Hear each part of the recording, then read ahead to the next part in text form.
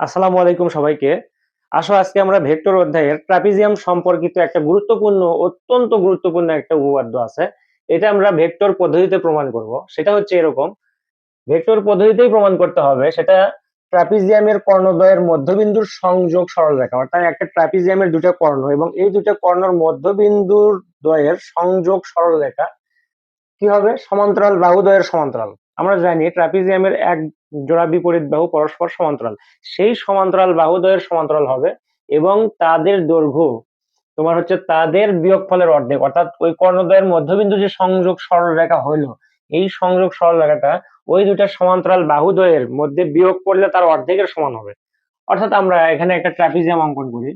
ধরো এটা একটা ট্রাপিজিয়াম,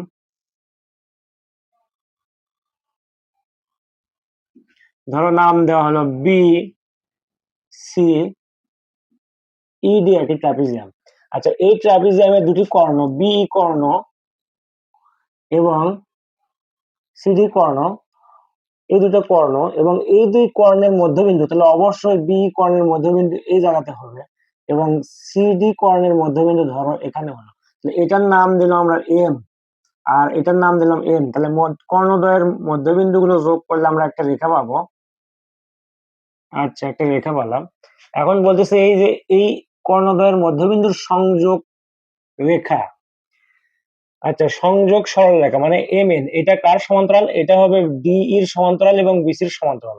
এবং এই সংযোগ দ্বয়ের মানে বিন্দু দ্বয়ের সংযোগ রেখা বা সরল রেখা এম এনটা, এটার মান হবে বিসি থেকে ডি বিয়োগ করে তার অর্ধেক। তাহলে তোমার প্রমাণের বিষয়টা হচ্ছে এরকম, প্রমাণটা হচ্ছে করতে হবে এম এন সমান্তরাল ডিই সমান্তরাল বিসি। এবং আর কি প্রমাণ করতে হবে আমাদের?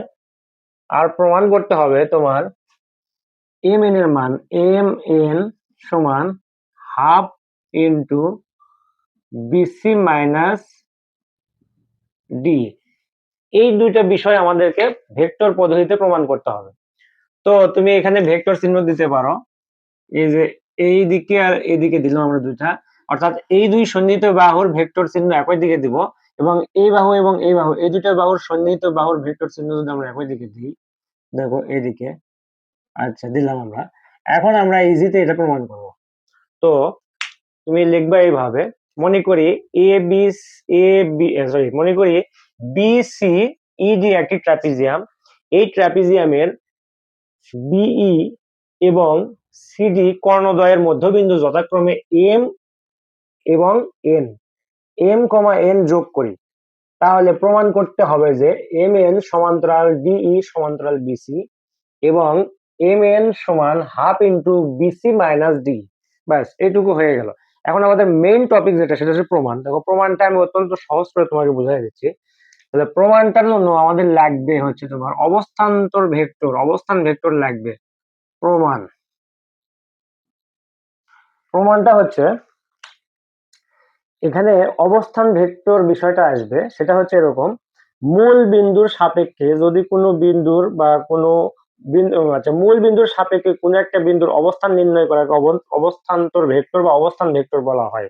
সেটা হচ্ছে এরকম, ধরো এবি একটি রেখা বা এবি একটি ভেক্টর, তাহলে এই এবি ভেক্টরের আদি বিন্দু হচ্ছে এ এবং প্রান্ত বিন্দু বি। আচ্ছা, এই ভেক্টরটা, এই যে এটা স্থানাঙ্ক, এই যে এটা মূল বিন্দু, এই মূল বিন্দু থেকে এই দুটা বিন্দুর অবস্থান আসলে কোথায়? এই মূল বিন্দু তো আসলে ও, এই ও হতে তোমার এ বিন্দুর অবস্থান নিশ্চয়ই কি হবে? ও এ। এটা হচ্ছে ও এ, মূল বিন্দু হতে এ বিন্দুর অবস্থান হচ্ছে ও এ এবং মূল বিন্দু ও হতে বি বিন্দুর অবস্থান কি? ও বি। তাহলে ও বি যদি হয় তাহলে আমরা এটাকে এইভাবে লিখতে পারি, দেখো এটাকে আমরা লিখতে পারি হচ্ছে তোমার এবি সমান কি আসলে, এই এবি সমান লেখা যায় ওবি, ওবি মাইনাস ও এ। অর্থাৎ দেখো এই এবি মানটা হচ্ছে, এবি মানে আসলে কি? এবি মানে বি মাইনাস এ।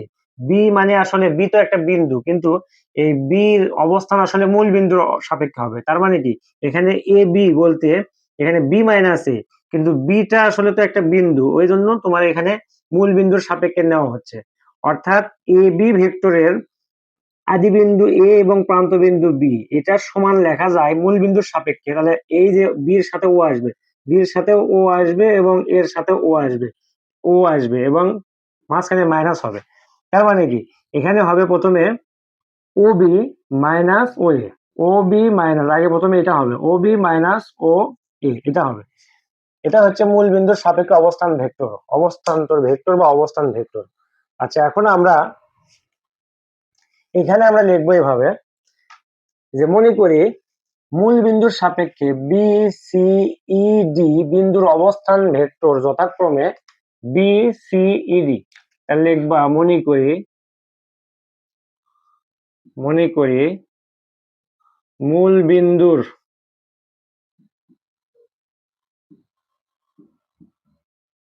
সাপেক্ষে বি সি ই ডি বিন্দুর অবস্থান ভেক্টর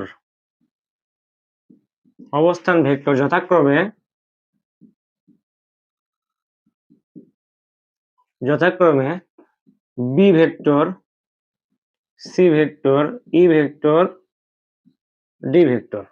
আচ্ছা, এটা আমরা অবস্থান ভেক্টর ধরলাম। অর্থাৎ এই জায়গাতে আমরা যদি এটাকে যদি স্থানাঙ্ক ধরি, ধরে যে মূল বিন্দু ও, এই ও বিন্দু থেকে বি অবস্থান ভেক্টর কি, এটা ধরলাম আমরা ছোট হাতের বি ভেক্টর। আবার ও বিন্দু হতে সি এর অবস্থান ভেক্টর কি, ছোট হাতের সি। ও বিন্দু হতে ই এর অবস্থান ভেক্টর কি, ছোট হাতের ই। আবার ও বিন্দু হতে ডি এর অবস্থান ভেক্টর কি, ছোট হাতের ডি। এটা মূল বিন্দুর সাপেক্ষে, এটা একটা কল্পিত, আমরা কল্পনা করলাম আসলে। তো এখন দেখো, তাহলে বিসি বিন্দু অর্থাৎ আমাদের সমান্তরাল এই ট্রাপিজিয়ামের এক জোড়া বিপরীত বাহু সমান্তরাল, সেটা তো হচ্ছে বিসি এবং ডি। এই বিসির সমান আমরা কি লিখতে পারি, তাহলে মূল বিন্দুর সাপেক্ষে আসলে বিসির অবস্থান কি, তাহলে আমরা লিখতে পারি অতএব বিসি ভেক্টর সমান, তাহলে তোমাকে কিন্তু আমি বলছিলাম তাহলে এই যে বিসি মানে কি ওসি মাইনাস ও বি হবে, তাহলে ও সি ভেক্টর মাইনাস ও বি ভেক্টর। এখানে ও কিন্তু নাই, কারণ ওটা তোমাকে ধরে নিতে হবে মূল বিন্দুর সাপেক্ষে আমরা অবস্থান ভেক্টর নির্ণয় করি সবসময়। মূল অবস্থান ভেক্টর সবসময় মূল বিন্দুর সাপেক্ষে নির্ণয় করা হয়, এই কারণে তোমাকে ও সি মাইনাস ও বি লিখতে হবে।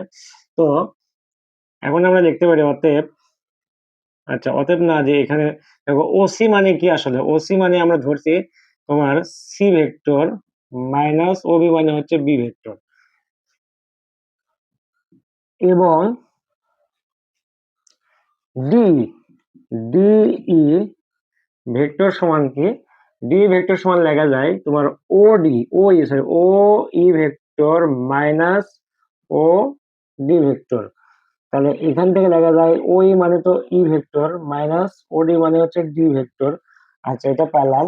এখন এম বিন্দু, এই যে এম বিন্দুর অবস্থান ভেক্টর কোথায় যাবে, তো এম বিন্দু এই যে এখানে তো অবস্থান ভেক্টর এই বিন্দুতে ধরছি আমরা, এই যে বি বিন্দু, এই বি বিন্দুর অবস্থান ভেক্টর ধরছি কিন্তু আমরা ছোট হাতের বি, এবং ই বিন্দুর অবস্থান ভেক্টর ধরছি ছোট হাতের ই। তাহলে বি এবং ই যোগ করলে কিন্তু এই পুরো রেখাটা পাওয়া যায়, এবং তার যদি 2 দিয়ে ভাগ করো তাহলে কিন্তু এম বিন্দুতে চলে আসে। তার মানে আমরা লিখতে পারি এম বিন্দুর অবস্থান ভেক্টর, এম বিন্দুর অবস্থান ভেক্টর সমান half into B plus B vector plus E vector. অর্থাৎ বি এবং ই, বি যে এখানে এই বিন্দুতে অবস্থান ভেক্টর হচ্ছে বি ছোট হাতের বি, এবং এই ই বিন্দুর অবস্থান ভেক্টর ছোট হাতের ই। তাহলে বি এবং ই যোগ করলে কিন্তু পুরো রেখাটা পাওয়া যায়, এবং তার যখন 2 দিয়ে ভাগ করবা তখন কিন্তু এম বিন্দু চলে আসে। অনুরূপ ভাবে এবং এন বিন্দুর অবস্থান ভেক্টর সমান হাফ ইন্টু, তাহলে কি হচ্ছে এন বিন্দু, তাহলে সি সি প্লাস ডি। এখন এম এন সমান কি লেখা যায়, অতএব এম এন ভেক্টর সমান আমরা লিখতে পারি, এম এন সমান লিখতে পারি কি, যে এন এর মান মাইনাস এম এর মান। তাহলে এন এর মান কি, আর তার আগে তো হাফ, দুটার সাথে হাফ আছে, তাহলে আমরা কমন নিতে পারি। তাহলে এন এর মান কিন্তু এটা, তাহলে C plus D minus B plus E second bracket. তাহলে এখানে এম এন লেখো, আমরা লিখবো এম এন। আচ্ছা, এম এন ভেক্টর সমান হাফ থাক। আর এই জায়গাতে আমাদের যে কাজ সেটা হচ্ছে, দেখো এই বির সাথে, আচ্ছা সির সাথে আমরা কি নিয়ে আসবো, সির সাথে আনতে হবে কিন্তু বি। সির সাথে যদি বি নিয়ে আসতে পারো তাহলে কিন্তু এই যে এটা লিখতে পারবা এজ বিসি, অর্থাৎ সি মাইনাস বি।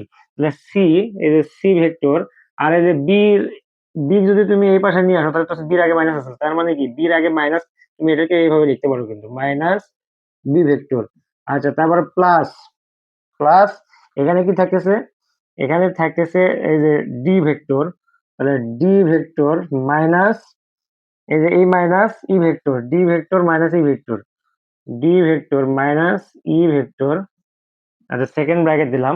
এখন দেখো এখানে আর একটু না কাজ করতে হবে, এম এন ভেক্টর সমান half second bracket C vector minus B vector. আচ্ছা, এখন দেখো C vector minus B vector আছে, আর এই জায়গাতে আছে E vector minus D vector, আর এখানে আছে D vector minus E vector. তাহলে এইটা যদি আমরা এখানে এরকম করতে চাই, এটাকে যদি আমরা এরকম করতে চাই, তাহলে এই বাম পাশে মাইনাস দ্বারা আমরা যদি মাইনাস কমন নেই, তাহলে এখানে এটা উল্টে যাবে, তাহলে ই ভেক্টর মাইনাস এখানে ডি ভেক্টর হবে। এবং এটার সুবিধা হওয়ার অর্থ হচ্ছে, এটা করার অর্থ হচ্ছে এই যে এটার পরিবর্তে যে এটা যখন চলে আসছে তখন এটার পরিবর্তে কিন্তু আমরা ডি লিখতে পারি। তো এখন এই পাশে আমরা যদি লিখি, দেখো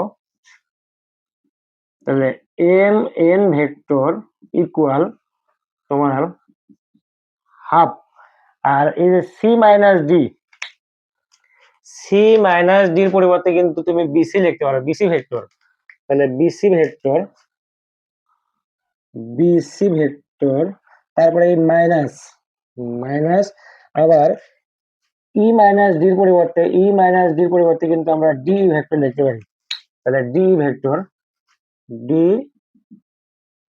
ই ভেক্টর। এখন এম এন ভেক্টর সমান, এখন এটার মান লাগবে আমাদের, তাহলে পরম মান half BC vector minus DE vector. অতএব এম এন সমান half into BC minus DE. দেখো এই যে মডুলাস এবং ভেক্টর চিহ্ন তোমার একসাথে বসলে কিন্তু এটা কিন্তু কাটাকাটি করে শুধুমাত্র সংখ্যা মানে তোমার সরল রেখাটা নির্দেশ করে, এখানে মানটা নির্দেশ করে, অর্থাৎ মডুলাস এবং ভেক্টর চিহ্ন ক্যান্সেল আউট হয়ে যায় কিন্তু, যে গিয়ে এখানে এম এন থাকলো, এখানে বিসি থাকলো, এখানে ডি থাকলো। তো এটা কিন্তু আমরা প্রমাণ করছি। এখন কথা হচ্ছে দেখো তো, এই যে এম এন ভেক্টর, এই যে বিসি ভেক্টর এবং ডি ভেক্টর, এই দুটো ভেক্টর কিন্তু পরস্পর সমান্তরাল, অর্থাৎ এই বিসি ভেক্টর এবং ডি ভেক্টর কিন্তু পরস্পর সমান্তরাল। তো তোমাকে এখানে লিখতে হবে, যেহেতু যেহেতু বিসি ভেক্টর ও ডিই ভেক্টর দ্বয় পরস্পর সমান্তরাল, সমান্তরাল সুতরাং, অর্থাৎ এই যে বিসি এবং ডি এই দুটি ভেক্টর পরস্পর সমান্তরাল, আর এই দুটি ভেক্টর যেহেতু পরস্পর সমান্তরাল সুতরাং এই ভেক্টর এবং এই ভেক্টরের বিয়োগফলও কিন্তু এই দুটো ভেক্টরের সমান্তরাল। সুতরাং তুমি লিখতে পারো BC minus DE vector, vector ও ভেক্টর ও বিসি,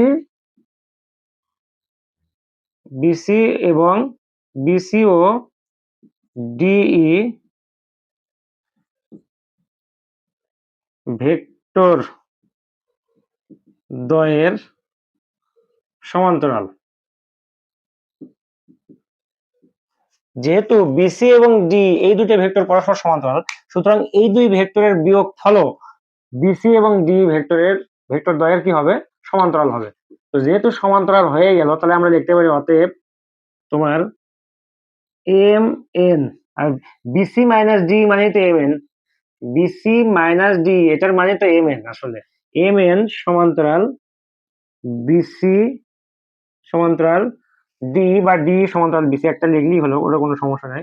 আচ্ছা ডি ই লিখলাম, ডি সমান্তরাল বিসি, এই হচ্ছে তোমার ফাইনালি প্রমাণিত। তো আমরা অবস্থান ভেক্টর ব্যবহার করে অত্যন্ত সহজে কিন্তু এই জ্যামিতিটা আমরা প্রমাণ করলাম। আশা করি এটা বুঝতে পারছো।